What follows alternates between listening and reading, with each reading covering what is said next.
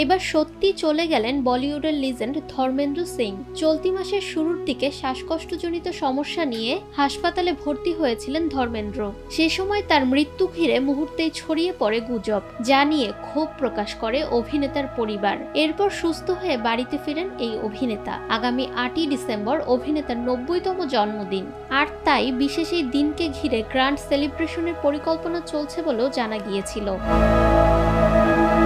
না ফেরার দেশে চলে গেছেন বর্ষিয়ান অভিনেতা ধর্মেন্দ্র। 89 বছর বয়সে 24শে নভেম্বর সোমবার দুপুরে মুম্বাইয়ের নিজ বাসাতেই তিনি শেষ নিঃশ্বাস ত্যাগ করেন।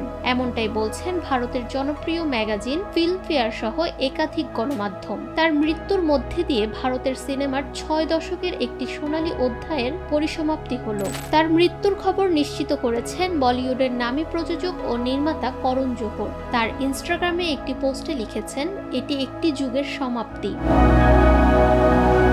ভারতীয় গণমাধ্যমের একাধিক প্রতিবেদনে জানা গেছে, অভিনেতার বাড়িতে ইতিমধ্যে অ্যাম্বুলেন্স প্রবেশ করতে দেখা গেছে। বাড়ি থেকে 50 মিটার দূরত্বে ব্যারিকেড দিয়ে রাখা হয়েছে এবং নিরাপত্তা বাড়ানো হয়েছে।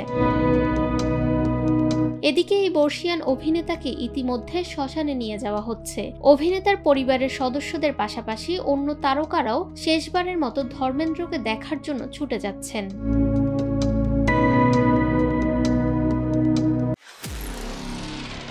নিরপেক্ষ, সত্য প্রকাশে আপোষহীন।